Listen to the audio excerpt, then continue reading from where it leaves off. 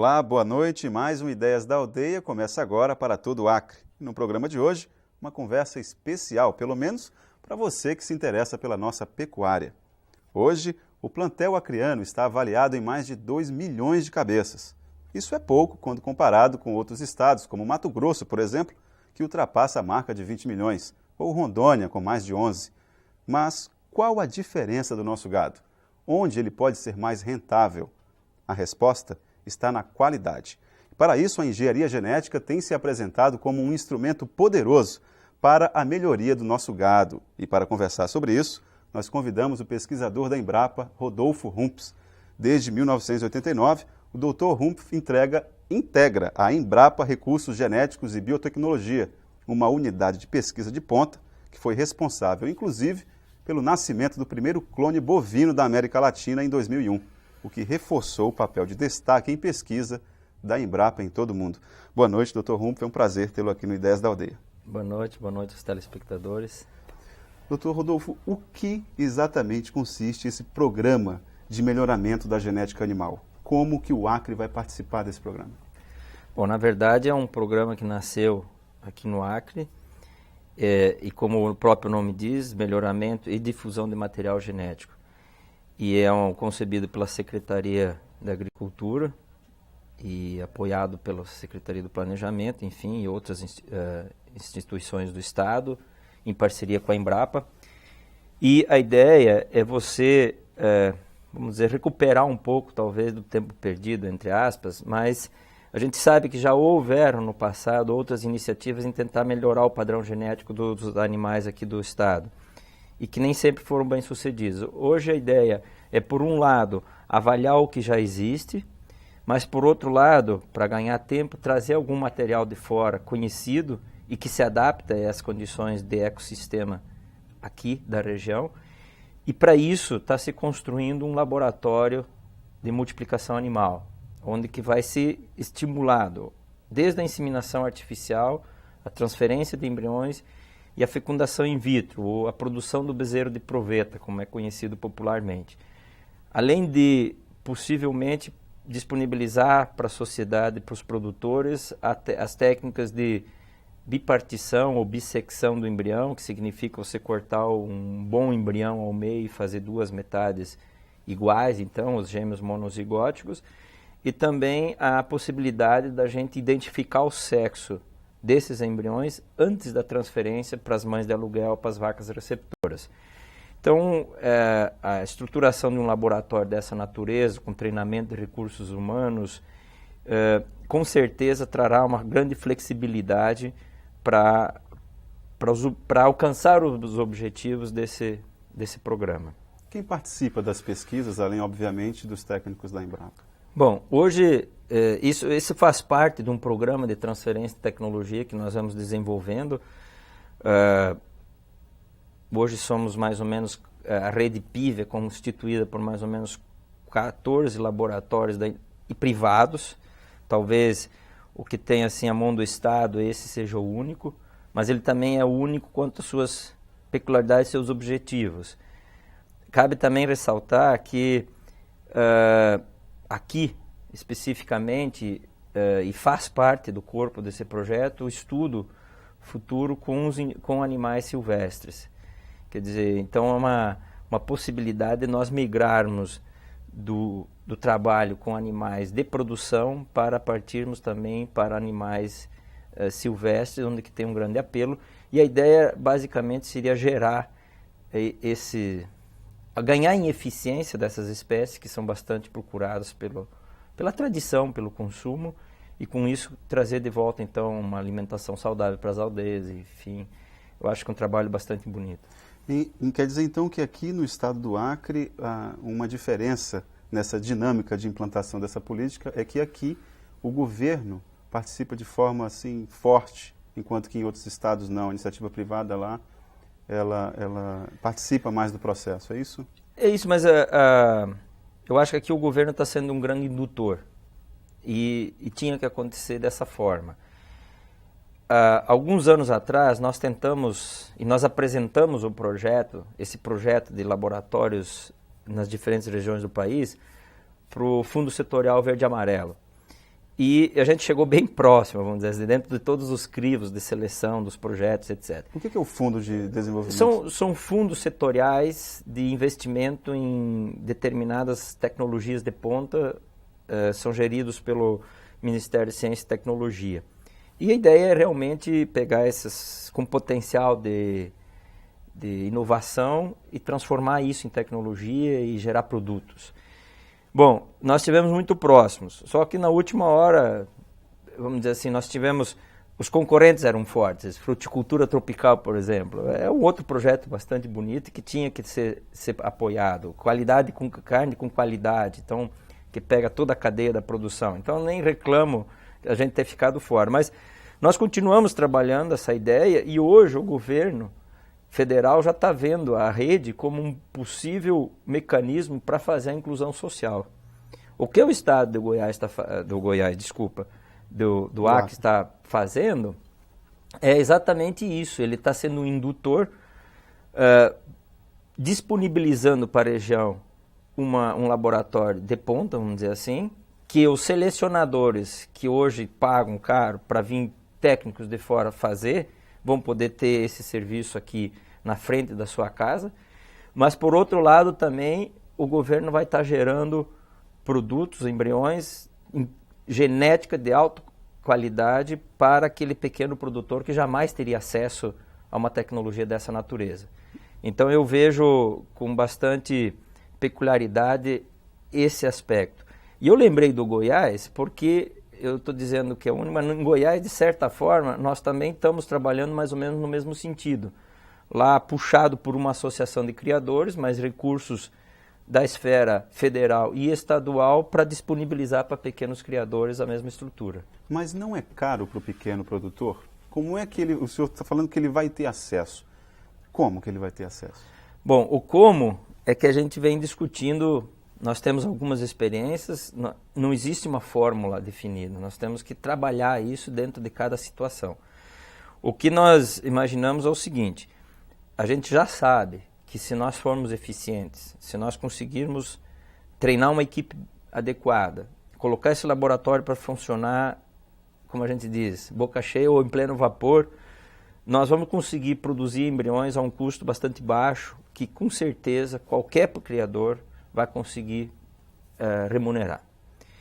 E eu acho que a importância aqui é o salto qualitativo que você vai dar a cada geração de indivíduos que tu vai estar produzindo. Você vai ter os programas de melhoramento específicos dentro de raças, em que então você vai perseguir gerações, ou no caso da produção de leite, nós vamos definir modelos específicos que sejam mais produtivos para os diferentes ecossistemas e baseado no substrato alimentar, na pastagem que você tem disponível.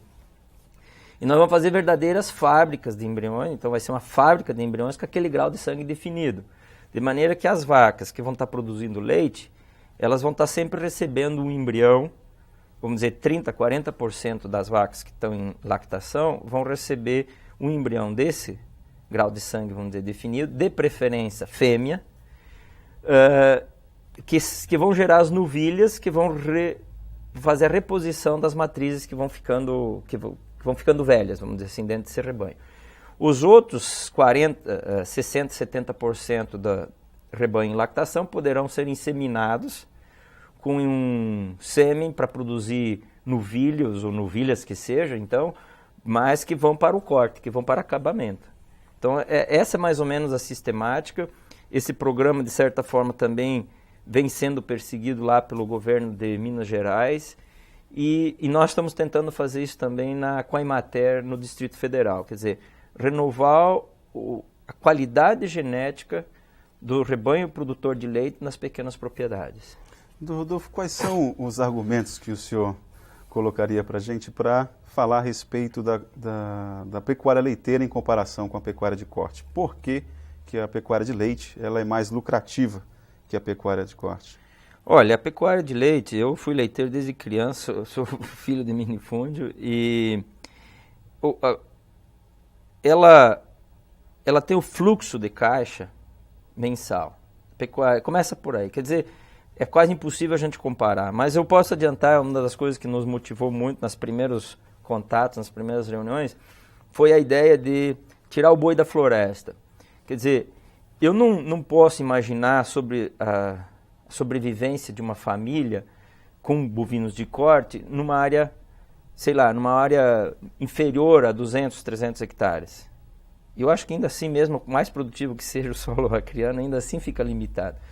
Como a gente sabe, existe aqui uma dimensão das propriedades menores. A única forma que você tem de fazer esse indivíduo sobreviver nessa condição é com o leite. Tá? E a gente sabe também que o estado do Acre é um grande importador de leite. Por quê? Se você tem pasto, se você tem gente capaz, o que nós precisamos colocar aqui é a genética adequada. E fazer, obviamente, todo o treinamento do criador para o manejo adequado da ordenha, controle de mastites, mas isso aí não é impossível. Isso já deu certo em outros lugares do mundo, do Brasil, tem que dar certo aqui também. Perfeito. E em relação ao papel do Estado nesse melhoramento da produção de leite? Hoje nós estamos em 40 mil litros por dia, a meta é alcançar números mais ambiciosos. O senhor acredita que em quanto tempo, dada esse movimento em favor da pecuária leiteira, quando que nós poderíamos ter aí para o pequeno produtor uma boa expectativa de aumento nesses números? Na verdade, a partir do momento que você tiver o laboratório em rotina, porque a ideia, eu acho que eu tentei falar, vamos deixar claro, bem claro, nós, paralelamente a uma avaliação dos recursos genéticos, das raças, dos animais disponíveis no estado, adaptados, portanto, também se pretende, e o projeto prevê isso, trazer matrizes selecionadas de outras regiões. Mas essas matrizes vão vir aqui e vão ser doadoras de embriões e de ovócitos. E esse material, então, vai ser, a gente usa muito, socializado. Bom, a partir do momento que esses embriões chegarem às propriedades, nós vamos ter os 9 meses de gestação, mais uns 15 meses, 16 meses para esses animais conceberem, e mais 9 meses da gestação dela para entrar em lactação. Quanto isso qual o impacto imediato, nós vamos ter que ver quanto eficiente a gente vai ser para chegar até eles. Mas, sem dúvida, as ferramentas todas vão estar aí.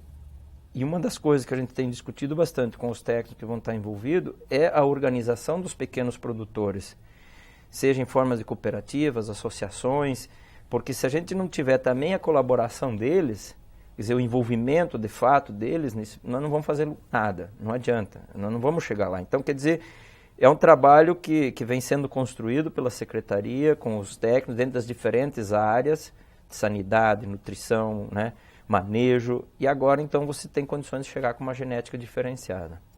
O Acre se orgulha, para finalizar esse nosso primeiro bloco, se orgulha de produzir o boi verde, o boi que só se alimenta em pasto mesmo. Na pecuária leiteira, isso é viável ou o cuidado que se tem que ter a mais com a alimentação do gado leiteiro inviabiliza a alimentação somente no pasto? Não. Para os níveis de produção que estão sendo discutidos no momento, é perfeitamente viável se tirar leite de pasto.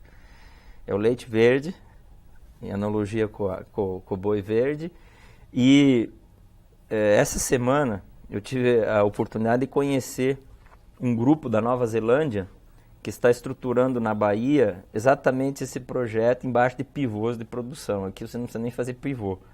Então, quer dizer, se os caras vêm lá do outro lado do mar produzir leite aqui, com pasto, à base de pasto, por que nós não vamos poder fazê-lo?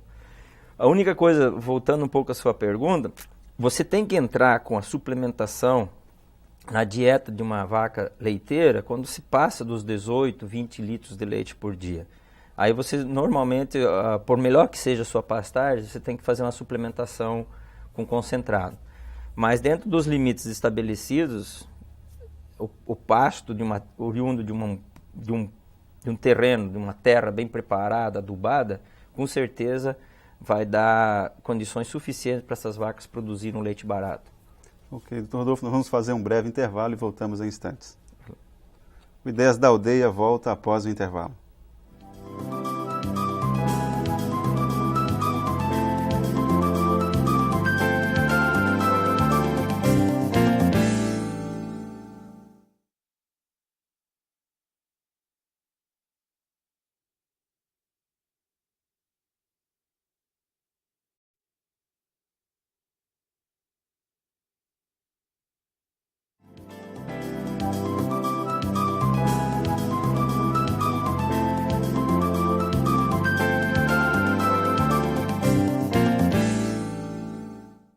Olá, o Ideias da Aldeia está de volta e hoje conversando com o pesquisador da Embrapa, Rodolfo Rumpf.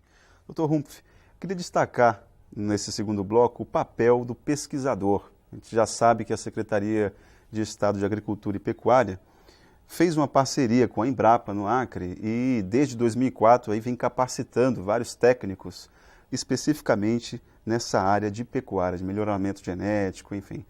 Como é que estamos na região norte? Vamos nos situar na região norte em relação às pesquisas na área de pecuária e como o Acre está nessa região.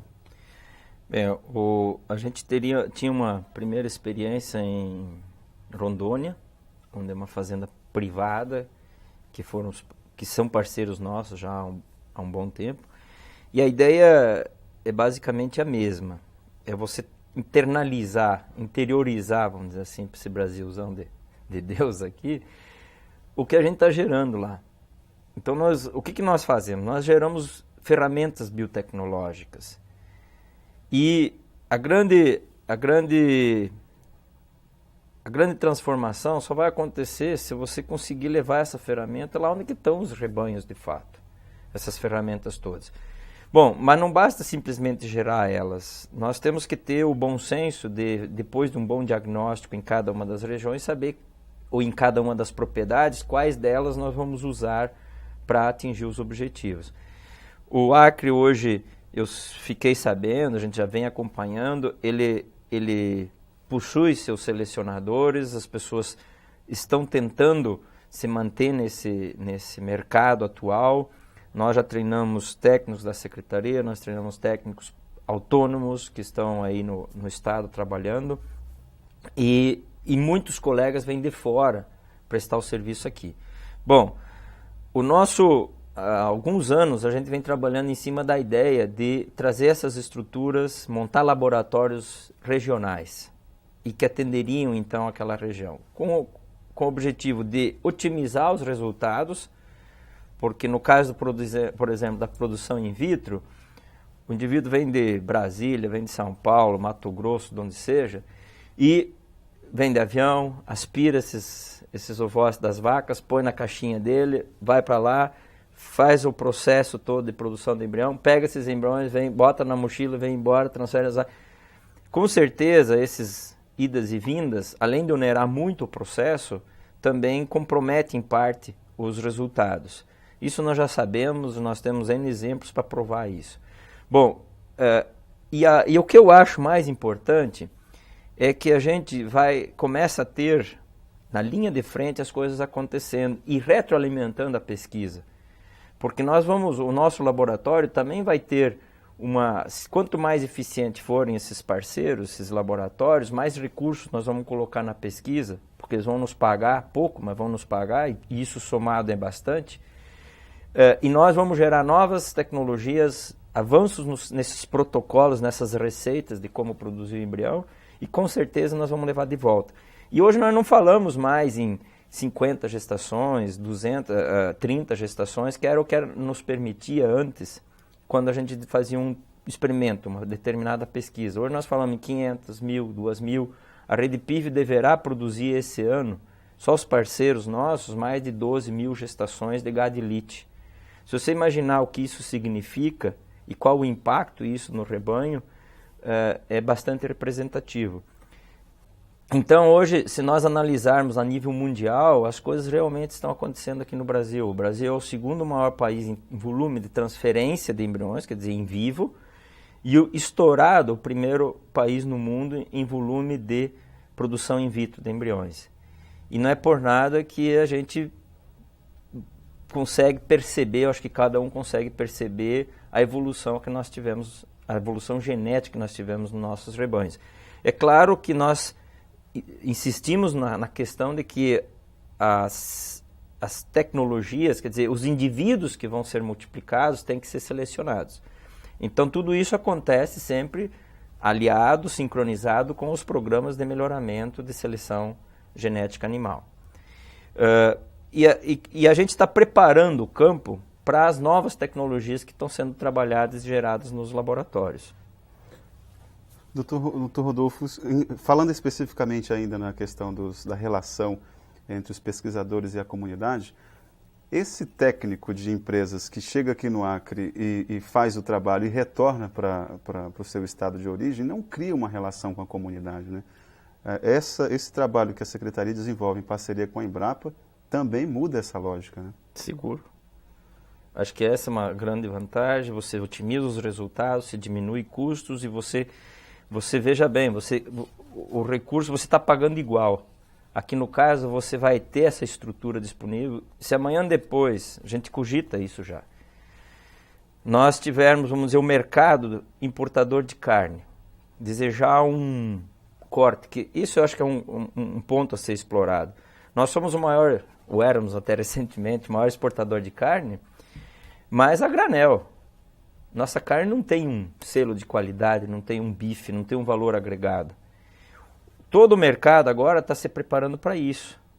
Então, da mesma forma que nós estamos falando em fazer embrião F1 para produzir leite, para determinar, né, para os ecossistemas aqui da região, nós vamos talvez estar nos falando, e eu acho que isso não vai demorar muito tempo, produzir embriões com graus de sangue definido que o bezerro lá, o macho, lá no abate, dê o bife que o nosso cliente lá fora quer. E que nós vamos estar vendendo aquele quilo de carne pelo dobro ou triplo do preço que a gente consegue hoje no mercado com nossa carne a granel. Então, essas estruturas regionalizadas, elas vão servir muito para isso. E a gente sabe que se nós formos eficientes, nós vamos conseguir produzir um embrião com grau de sangue definido, portanto, que vai atingir a característica do corte de carne que o cliente deseja, que o nosso importador deseja, a um custo quase de uma dose menor até do que uma dose de sêmen. E que tu já tem o genoma completo ali. E nós vamos estar usando a nossa matriz como uma barriga de aluguel. Então essas transformações elas vão acontecer e o Brasil só vai ser competitivo se ele tiver realmente essas estruturas regionalizadas, se esse suporte laboratorial existir nas regiões de produção. Senão nós não vamos conseguir alcançar isso.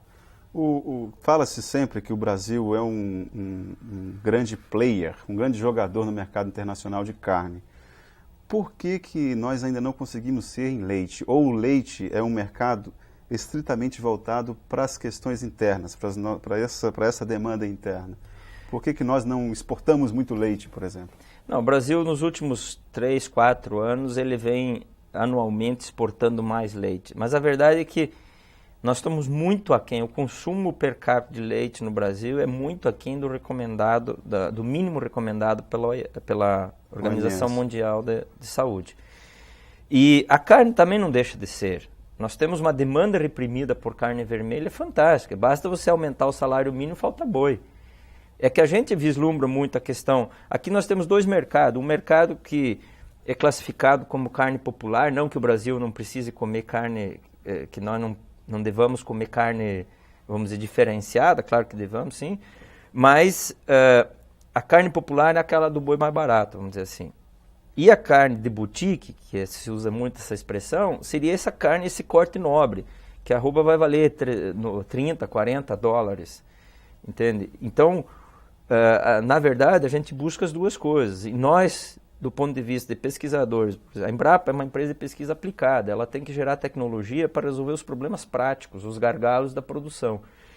E nós temos que ser proativos, nós temos que vislumbrar essas possibilidades futuras e já avançar com as tecnologias, e a hora que chegar nós fazemos acontecer, não vamos esperar para daí correr atrás das estratégias. Então, tanto leite quanto carne, nós temos uma demanda interna muito grande, a produção de leite sofre muito com o gado também, mas o leite, como eu disse, é mais justo com as questões de mercado, mas a gente sempre ouve falar mal de leite, como eu disse, eu sou leiteiro desde criança, falam-se mal do leite, mas ninguém para de produzir leite.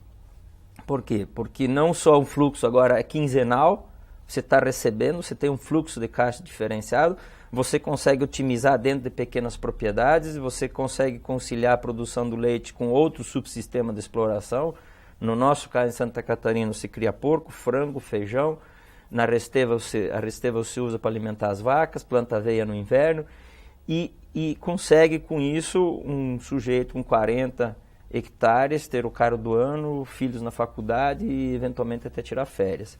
Pouco raro, mas acontece. Hoje, qual é o estado que mais produz leite no Brasil?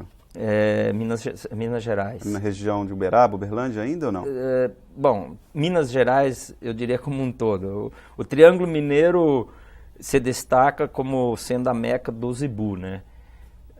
Mas produção de leite em Minas, acho que o mineiro ele realmente tem a vocação para o leite, e eles exploram bastante isso. E lá também está na mão do pequeno produtor a produção de leite ou está concentrado na mão de grandes industriais? Eu não tenho essa estatística, mas eu diria que sim. Que está na mão do pequeno produtor?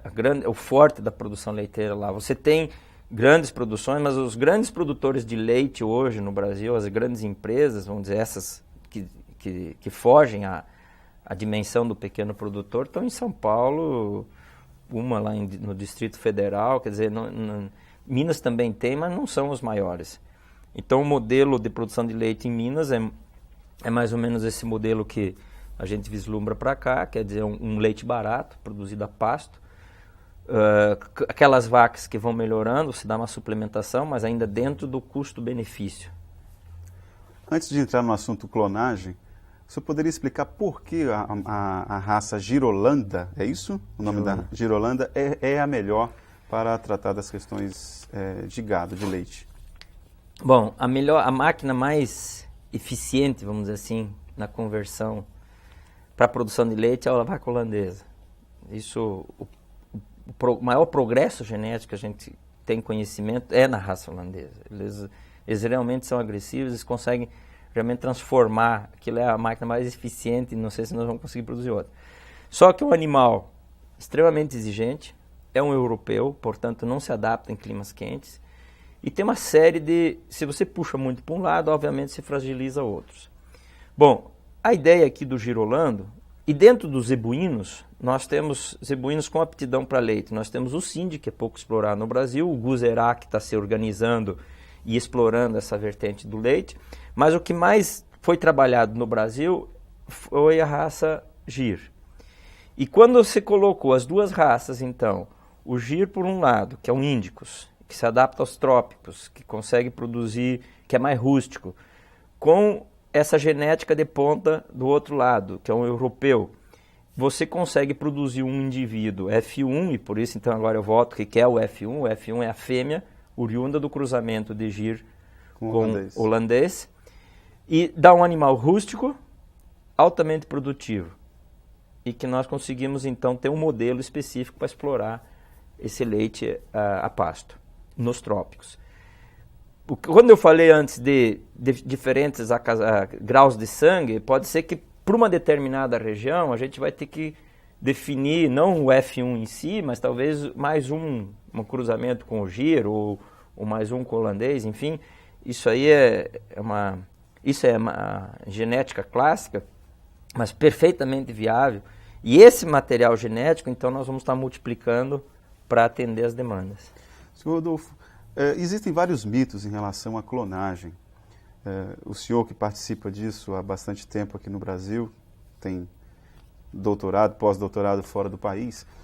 O senhor encontrou resistências quando o senhor conseguiu reproduzir, clonar o nosso primeiro bezerro? Foi a vitória da Embrapa, não é? O senhor encontrou várias resistências e para o consumidor existe algum perigo que possa vir de um leite vindo de uma vaca clonada, por exemplo? Existe esse medo? Ele procede ou não? Nós já testamos. Então, já testamos? Já. Não, quando... E outra coisa, o animal envelhece mais rápido mesmo ou não? Tá. Quando na verdade, tudo isso é uma evolução. Então, há 16 anos atrás, mais ou menos, quando nós chegamos na Embrapa, nós escrevemos um programa. O Dr. Deben, que faleceu, ele estava indo à China, num encontro da FAO, e tinha que levar um programa. Então, vamos escrever esse programa. E nós viemos cumprindo à risca esse programa. Não é nada novo, é uma evolução natural que todos os laboratórios que trabalham com reprodução vêm perseguindo. E, obviamente, nós vislumbrávamos a clonagem por transferência nuclear como uma ferramenta para os programas de conservação, porque o nosso primeiro cliente, de fato, dentro dessas tecnologias todas, é o outro programa que faz a conservação de recursos genéticos, E o que significa isso? Se eu colocar no botijão de nitrogênio líquido o sêmen, que a gente já faz com bastante eficiência há muito tempo, o embrião, que nós dominamos relativamente bem, o ovócito, portanto o gameto feminino e o masculino, e por que não um pouco da pele, que seriam as células que me permitiriam eu fazer clonagem no futuro. Então essa era a hipótese e por isso nós começamos a trabalhar com a clonagem. Quando a gente publicou os primeiros dados, foi questionado, vocês estavam trabalhando na surdina, vocês não contaram para a sociedade o que vocês estavam fazendo, e a nossa programação ela é pública. Então, digo, vocês é que não se interessaram em saber o que a gente estava fazendo. Não é essa a resposta. Mas, enfim, hoje a percepção pública é extremamente importante. Mas o que nós percebemos ao longo desses resultados e dessas notícias é que a sociedade assimila com muita rapidez. Você consegue, se você explicar para ela adequadamente o que tu está fazendo, por que tu está fazendo, como é que tu está fazendo, quais os cuidados que você está tendo lá no laboratório para não gerar indivíduos anormais, quais os cuidados que você tem quando você leva essa tecnologia para o campo, lá para a iniciativa privada, para o setor produtivo. De uma maneira geral, a sociedade assimila rapidamente e fica do teu lado. Isso que eu acho bonito, sabe? Eu acho que a gente acaba sendo respaldado pela sociedade. Então, o questionamento existe. Dizem não, hoje o pesquisador tem que ter boas ideias, capacidade de buscar recursos e explicar para a sociedade o que faz. Quer dizer, ele tem que ter pelo menos essas 3 qualidades. Tem que dar jeito de conta disso. Quanto à qualidade, vamos dizer, dos produtos desses clonados, os Estados Unidos acabou de liberar o consumo de leite e carne, porque realmente não existe diferença nenhuma. Eu não estou modificando geneticamente, eu pego um genoma inteiro e coloco lá. Tu poderia ter alguma variação em função dessas manipulações, mas isso na prática está se mostrando que não acontece. Tá certo? Então esses clones, eles podem até ser indivíduos menos estáveis, vamos dizer assim, mas seus filhos vão ser tão estáveis quanto os outros gerados por monta natural. E essa é a boa notícia. Caso contrário, a gente não estaria nem continuando a trabalhar.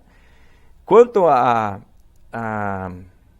morte precoce, por exemplo, como aconteceu com a Dolly, vai depender muito da eficiência do processo. Tá certo? A Dolly realmente nasceu mais velha. Agora, com bovinos já se fez 3 experimentos em que se mostrou que os animais que nasceram oriundos da clonagem, porque a gente mede nos cromossomos, vamos dizer, lá no DNA, que nos dá esse parâmetro, e eles nasceram perfeitos. Quer dizer, inclusive uma estimativa de viver mais do que os outros. Aí já, né, o pessoal já explora isso e tal, mas eu acho que a clonagem, a gente, embora já tenha empresas oferecendo como tecnologia, né, como para a produção de clones comercialmente, nós ainda consideramos a clonagem numa fase de pesquisa. Eu digo, se nós tínhamos uma vela no fundo do túnel, hoje nós temos um refletor potente, mas temos muito a caminhar ainda. E nós estamos exatamente buscando um parceiro da iniciativa privada que vai nos dar, vamos dizer, o fôlego necessário para a gente avançar rápido. E estamos trabalhando junto às associações de criadores, que num primeiro momento foram extremamente taxativos. Não vamos registrar nenhum tipo de clone. E hoje eles já mudaram essa opinião, felizmente, e que sem a participação deles nós não vamos conseguir responder todas as perguntas que nós temos para dizer quantos são estáveis, quais os riscos que acontecem, etc. Então eu imagino que nos 4, 5 anos nós vamos ter boas notícias. Quando o senhor falou, só para finalizar o nosso papo, quando o senhor falou que nos Estados Unidos a FDA liberou o consumo desse tipo de produtos oriundos da clonagem, o senhor acredita que o governo brasileiro vai seguir o mesmo rumo nesses próximos 4 ou 5 anos? Eu não tenho dúvida. No início, quando tentou se regulamentar a questão do clone, eu fui até um pouco contrário, fazia parte da CTN-Bio na época, a gente fez a instrução normativa, etc. Porque eu digo, bom, para a parte humana já estava proibida, a lei existente já proibia. Na parte animal, não tinha uma razão prática de ser. Hoje a gente já vê diferente. O grande problema é como é que eu vou Quem é o dono do clone, por exemplo? Eu tenho uma vaca famosa, eu compro uma dose de sêmen, desse sêmen eu consigo isolar células e consigo fazer esse clone. Quer dizer, isso tem que realmente normatizar. Então existe hoje um projeto de lei de uma deputada, Cátia Abreu, se não me engano, do Tocantins, que está tramitando, está em consulta pública nesse momento, e que a gente também está participando dessa discussão, que é exatamente tentar regrar o uso, né, a tecnologia, como tecnologia no futuro, a clonagem. No que diz respeito à segurança alimentar, eu acho que nós devemos repetir os exames aqui por uma questão de segurança realmente, mas como eu já comentei, nós temos clones lá na fazenda, tanto a Vitória como a Lenda, que foi produzida posteriormente, que produzem leite que nós estamos consumindo e que eu posso garantir que não tem problema nenhum. Então, não só vou falar dos resultados dos outros, mas da experiência própria. Dr. Rodolfo, a equipe do Ideias da Aldeia agradece muito a sua participação aqui. E conte conosco sempre que precisar. A função nossa, como eu disse, também explicar para a sociedade o que está se buscando, por que a gente trabalha nisso. E a gente imagina realmente que a inclusão social, as coisas vão acontecer, pela tecnologia. Inclusive, a retomada do equilíbrio ecológico que nós, seres afoitos, causamos, pode encontrar nessas tecnologias de ponta as ferramentas necessárias para trazer ele de volta. Obrigado mais uma vez. Bom, vamos torcer para que essa parceria entre a Embrapa e o governo do estado do Acre continue cada vez mais forte. Obrigado para você que nos acompanhou em uma das cidades acreanas e até o nosso próximo encontro.